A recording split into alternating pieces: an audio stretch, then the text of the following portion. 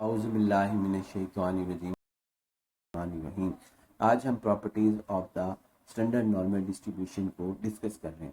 तो उसके अंदर जो प्रॉपर्टीज़ हमने नॉर्मल डिस्ट्रीब्यूशन की डिस्कस की हैं, उसके अंदर ही उसमें सिर्फ हम म्यू को और सिग्मा को चेंज करेंगे। म्यू जो है वो हमारे पास 0 रखेंगे और सिग्मा जो है वो 1 रखेंगे।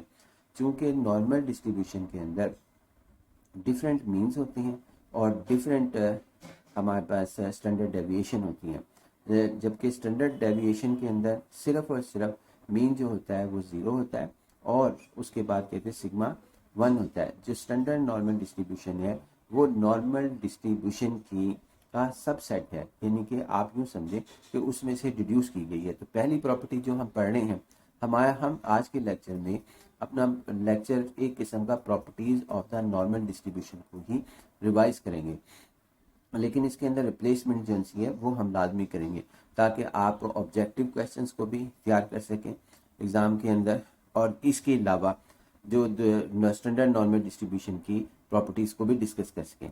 ये जो फिगर बनी हुई है ये नॉर्मल डिस्ट्रीब्यूशन की है जिसमें म्यू और सिग्मा लिखे हुए हैं, लेकिन हम यहाँ पे ये करेंगे कि म्यू को 0 कर देंगे स्टैंडर्ड नॉर्मल डिस्ट्रीब्यूशन के लिए। ये फिगर नॉर्मल डिस्ट्रीब्यूशन की हमारे पास है।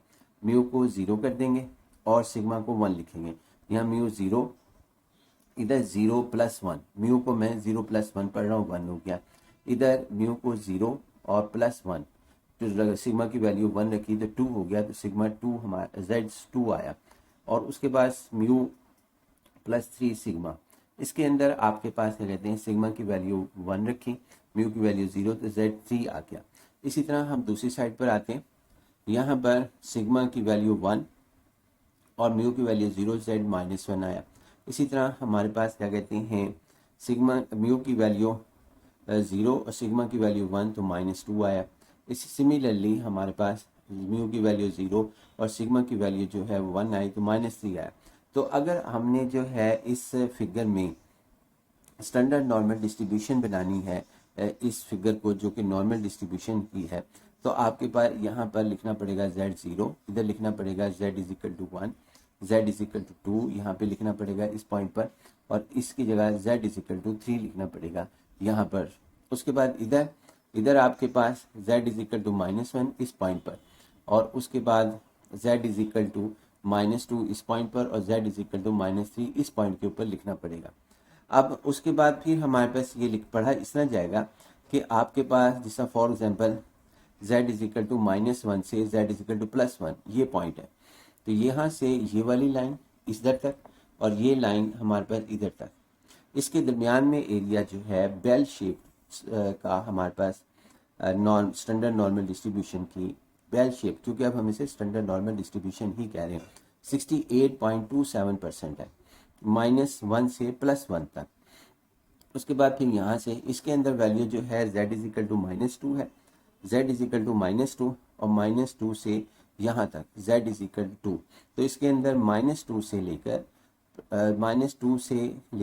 -2 तक क्लोज इंटरवल तक, यहाँ से ये लाइन इधर है, ये लाइन इधर है, तो ये हमारे पास है 95.45% डाटा।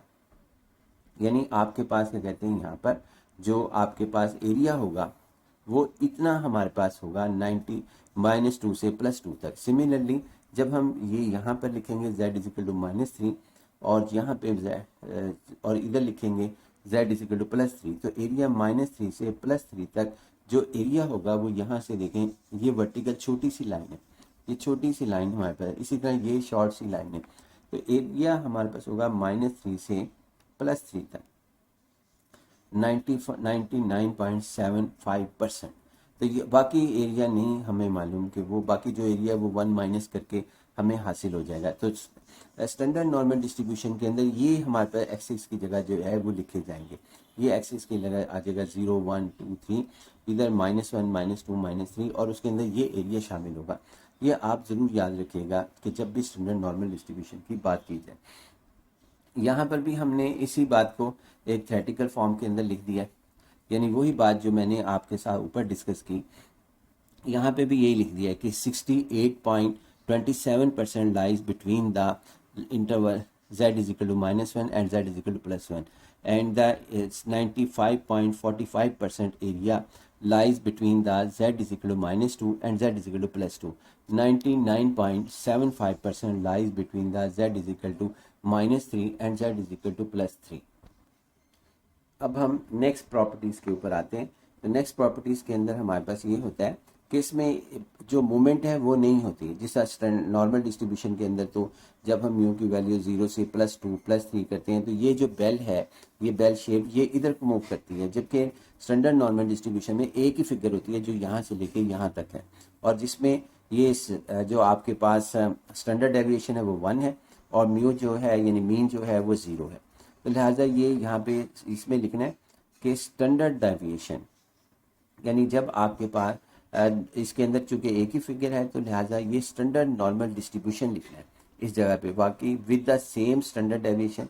यहाँ पे डिफरेंट नहीं लिखना, इसके अंदर लिखना है with but same means, same means एक ही जैसा मीन सेम मीन की बजाय अगर यूँ लिख दिया जाए but means is equal to 0, और यहाँ पे लिख दिया जाए सेम की जगह स्टैंडर्ड डेविएशन इक्वल टू 1, और इधर लिख दिया जाए स्टैंडर्ड नॉर्म, फिर ये जुमला यूँ बनेगा standard normal distribution with standard deviation is equal to 1 and mean is equal to 0। तो फिर सिर्फ ये एक फिगर हमारे पास आएगी, वो आप बना लीजिएगा।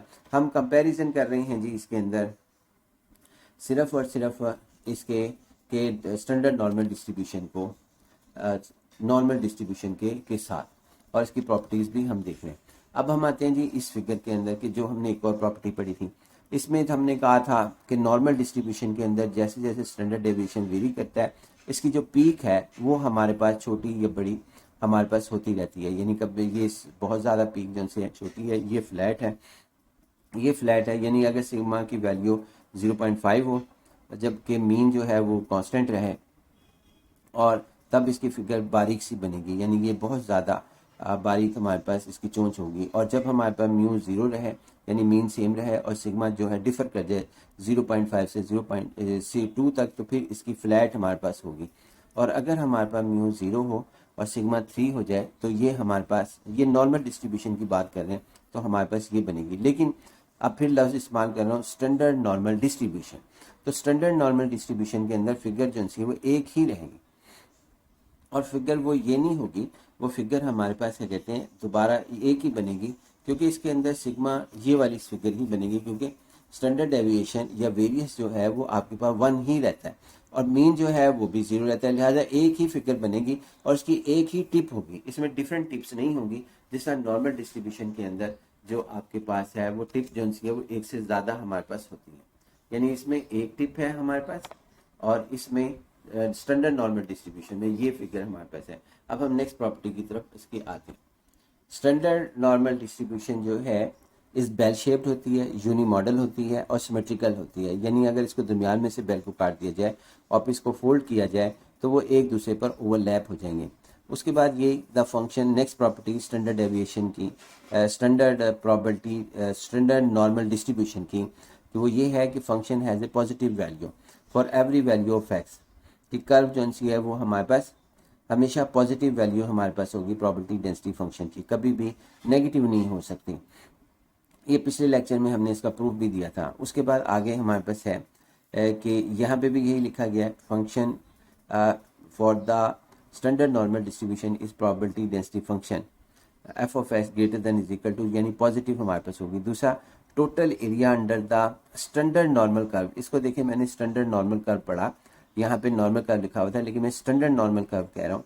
तो standard normal curve -∞ to +∞ F of X D x is equal to 1, यानी ये हमारे पास इसका एरिया जो होगा वो हमारे पास 1 होगा, d x is equal to 1।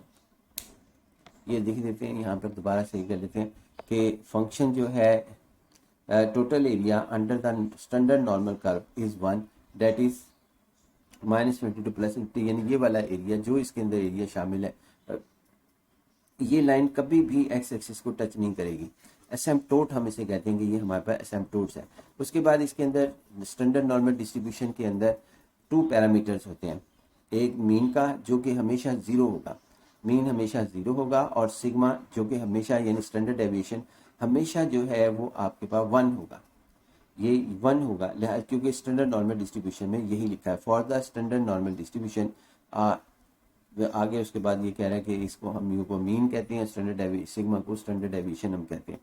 उसके बाद ये नॉर्मल डिस्ट्रीब्यूशन में भी और स्टैंडर्ड नॉर्मल डिस्ट्रीब्यूशन में भी मीन और मीडियन जो होते हैं वो इक्वलेंट होते हैं, यानी ये मीन भी आपके पास मीन मीडियन मॉड और ये ज़ीरो होगा, इसमें ज़ीरो हमारे पास होगा, जबकि नॉर्मल डिस्ट्रीब्यूशन के अंदर मीन मीडियन मॉड की वैल्यू यकसा नहीं रहती, वो हर दफ़ा डिफरेंट होती है, हर दफ़ा हर नॉर्मल डिस्ट्रीब्यूशन की भी डिफरेंट होती है। लेकिन स्टैंडर्ड नॉर्मल डिस्ट्रीब्यूशन के अंदर मीन मीडियन मॉड जो है वो हमेशा ज़ीरो होगा।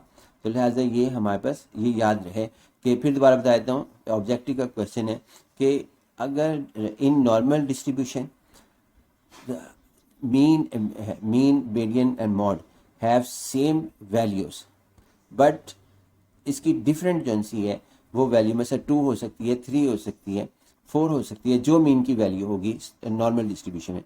लेकिन स्टैंडर्ड नॉर्मल डिस्ट्रीब्यूशन में इसकी वैल्यू मीन भी हमेशा एक ही होगी और वो होगी 0, क्योंकि मीन इसमें 0 हमारे पास लिया जा रहा है। अब हम जो है नेक्स्ट प्रॉपर्टी की तरफ आते हैं। स्टैंडर्ड नॉर्मल डिस्ट्रीब्यूशन में चूँकि सिग्मा 1 है, ये नॉर्मल डिस्ट्रीब्यूशन का है फार्मूला, तो हमें मीन डेविएशन या सिग्मा की वैल्यू 1 रखेंगे, क्योंकि स्टैंडर्ड नॉर्मल डिस्ट्रीब्यूशन में वैल्यू जो है सिग्मा की वो 1 है और मीन की 0 है। तो उसका जवाब जो है इसका मतलब मीन डेविएशन हमेशा कांस्टेंट रहता है।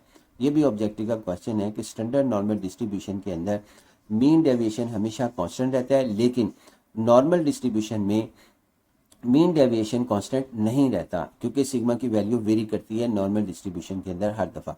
उसके बाद आप नेक्स्ट क्वेश्चन की तरफ आते हैं, नेक्स्ट प्रॉपर्टी की तरफ। सेमी इंटरकटाइल रेंज में इसका 0.6745 सिग्मा ये नॉर्मल डिस्ट्रीब्यूशन का फार्मूला है, लेकिन स्टैंडर्ड डेविएशन में सिग्मा की वैल्यू 1 रखनी होती है और म्यू की वैल्यू 0, तो लिहाजा यहाँ पे 1 रखेंगे तो जवाब पे कोई फ़र्क नहीं पड़ेगा, मल्टीप्लाई होने के बाद वही जवाब होगा 0.6745। इसका मतलब ये है कि नॉर्मल डिस्ट्रीब्यूशन के अंदर सिग्मा की डिफरेंट वैल्यू होने की वजह से हर दफ़ा सेमी इंटरकटाइल रेंज डिफरेंट होगा, जबकि स्टैंडर्ड नॉर्मल डिस्ट्रीब्यूशन के अंदर एक ही रहेगा 0.6745, यानी वो कांस्टेंट हमारे पास होगा। उसके बाद आते हैं फर्स्ट कर्टाइल की तरफ। फर्स्ट कर्टाइल नॉर्मल डिस्ट्रीब्यूशन में फार्मूला ये है जिसको हम इस तरीके से लिख सकते हैं, यानी कि Q1 mu minus 0.6745 into sigma. अब नॉर्मल डिस्ट्रीब्यूशन के लिए सिग्मा और म्यू डिफरेंट होते हैं, वहाँ पे म्यू की वैल्यू नॉर्मल डिस्ट्रीब्यूशन के अंदर म्यू की वैल्यू 2 हो सकती है, 3 हो सकती है, सिग्मा की वैल्यू जो है 1 हो सकती है, 5 हो सकती है, 0.9 हो सकती है, कुछ भी हो सकती है। तो ये डिफरेंट होंगे फर्स्ट कर्टाइल, यानी जब हम इसकी वैल्यू नॉर्मल डिस्ट्रीब्यूशन में म्यू और सिग्मा डिफरेंट वैल्यूज़ रखेंगे तो यकीनन फर्स्ट कर्टाइल जो है वो डिफरेंट होगा। तो लेकिन हमारे पास क्या कहते हैं, जब हम स्टैंडर्ड नॉर्मल डिस्ट्रीब्यूशन करते हैं तो उसके अंदर ऐसा नहीं होगा, उसके अंदर आपके पास ये होगा फर्स्ट कर्टाइल हमेशा यही होगा।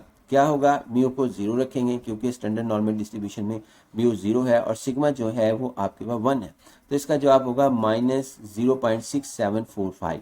ये कर्टाइल होगा जो कि यही रहेगा कांस्टेंट हमारे पास। तो फर्स्ट कर्टाइल हमारे पास ये है और Q2 जो है इसके अंदर 0 है, यानी कि Q2 हमारे पास क्या कहते हैं मीडियन, क्योंकि mean median mode standard normal distribution में 0 होते हैं। उसके बाद Q3 जैसा कि पहले हमने डिस्कस कर लिया था, Q3 में आपके पास ये है कि Q3 में mu plus semi interquartile range formula है, तो म्यू प्लस सेमी इंटरकटाइल हमारे पास लिखा गया है।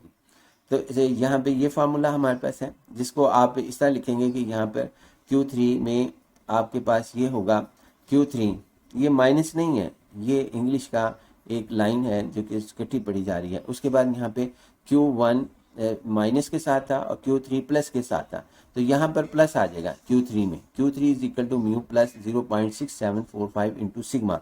अब स्टैंडर्ड नॉर्मल डिस्ट्रीब्यूशन के अंदर म्यू की वैल्यू आपके पास 0 और सिग्मा की वैल्यू 1, तो Q3 जो होगा माइनस 0.6745 होगा, जो मीन की लेफ्ट हैंड साइड पर वाक़या होगा और ये हमारे पास राइट हैंड साइड पे वाक़या होगा। सॉरी, ये प्लस है, यहाँ प्लस आएगा, प्लस होने की वजह से यहाँ पर इसकी वैल्यू रखेंगे, यही चीज़ वैल्यू इधर आपके पास रखी जाएगी, तो ये प्लस होने की वजह से इसका जवाब होगा Q3 का जवाब 0.6745, क्योंकि म्यू 0 रखेंगे और सिग्मा जो है 1 रखेंगे। यहाँ ये फार्मूला नहीं लिखा हुआ था, इसी फार्मूले की मैंने मदद ले ली, यहाँ पे प्लस लिख के Q3 को डिस्कस कर लिया। तो Q3 जो होगा वो राइट हैंड साइड पर होगा मीन के, और हमारे पास कहते हैं Q1 जो होगा वो लेफ्ट हैंड साइड पर होगा, क्योंकि ये नेगेटिव होगा स्टैंडर्ड नॉर्मल डिस्ट्रीब्यूशन के अंदर। उसके बाद ये हमारे पास ये लिखा है कि मैक्सिमम वैल्यू इसकी क्या होगी। Maximum value of the function is at x is equal to mu, यानी इसके ऑर्डिनेट क्या होगा, यानी इसकी सबसे ज़्यादा प्रोबेबिलिटी क्या हो सकती है। तो म्यू क्या, एक्स के म्यू रख दें, यानी म्यू जो है इट मीन्स कि आप इसको म्यू को 0 रख दें और सिग्मा को यहाँ लिखा हुआ नहीं है 1 रखें। तो आपके पास म्यू जो है वो 0 रखेंगे, तो आपके पास ये रिजल्ट आता था। ये भी पिछले में हमने साबित किया था कि ये किस तरीके से आता है। तो लिहाजा आप इस तरह कहेंगे सिग्मा को आप 1 रख दें, तो 1/2 पाई अंडर रूट आएगा। इसकी मैक्सिमम ऑर्डिनेट कहते हैं, तो मैक्सिमम जो है 1/2 पाई अंडर रूट हमारे पास आएगा। अब हम आते हैं नेक्स्ट प्रॉपर्टीज के इस कंपैरिजन के साथ, जिसमें हम नॉर्मल डिस्ट्रीब्यूशन और स्टैंडर्ड नॉर्मल डिस्ट्रीब्यूशन के कंपैरिजन को कर रहे हैं। देखिए point of inflection of the normal का में ये पॉइंट्स होते हैं mu minus sigma, mu plus sigma. लेकिन अगर हम स्टैंडर्ड नॉर्मल डिस्ट्रीब्यूशन की बात करें तो ये लाइन जो सी है, ये प्रॉपर्टी कैसे चेंज हो जाती है कि म्यू को 0 रखो और सिग्मा को आप -1 रखो। तो यहाँ पे 0 -1 -1 आंसर आएगा, लिहाजा और इधर 0 + 1 आंसर आएगा, क्योंकि म्यू 0 स्टैंडर्ड नॉर्मल कर्व के लिए 0